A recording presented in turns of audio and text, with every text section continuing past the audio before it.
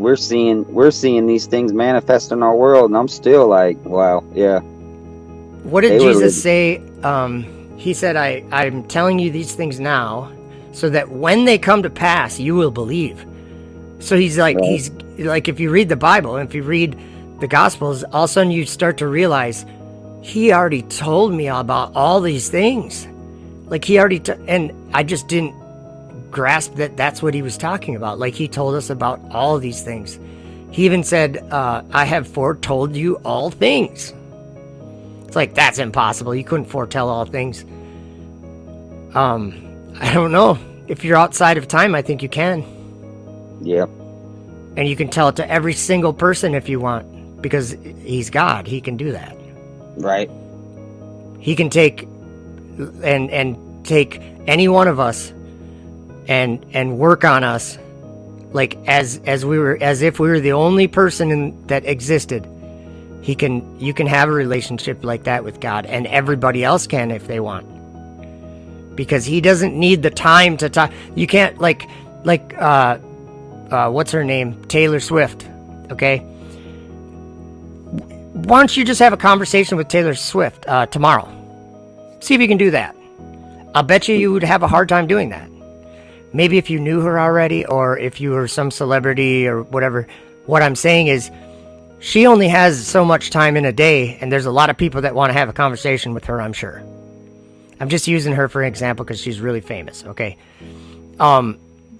There's only so much time in her day. She couldn't possibly have a friendship with everyone in the world. But take the time factor out. That's why I'm talking about that. Like, time has been on my mind a lot lately, and I think we underestimate, this creation. Like we were talking about, everything under the firmament, everything under the clock is subject to the clock. Everything under the firmament is subject to living in a physical body.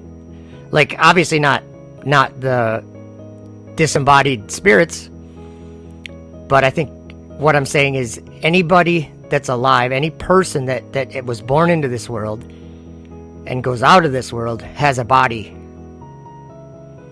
and is subject to pain and subject to suffering and subject to super hard work to maintain everything. We all do this. We all know how much it's a big job to be a person, right?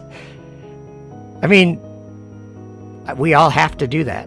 It's weird. Yep. And I think it's a very laborsome thing. I mean, you care about other people, you care what they think about you, and so you're trying to be this person that's reliable and that's truthful and that's trustworthy, and friendly, and you don't ignore people, and you treat other people as if they were yourself. What I'm saying is, like, all these things, we're all trying to do all these things all the time, and it's a ton of work. Right. And then on top of that, you have all, you're a tree falls on your house, now you got to fix your house. Or I'm just saying, there's so many things that happen. It's not our choice that they happen, not our desire that they happen, but they happen and we have to deal with them. Living life is hard. And so anything under the firmament suffers these trials, or whatever you want to call it. And then if you are a descendant of Adam and Eve, which I think we all are, then you're subject to this thing called sin that that you get paid for. You get paid for it, and the payments come in death. So that's unfortunately, it's weird to talk about this, but that's like the situation we're all born into. That's everyone that's born into the world.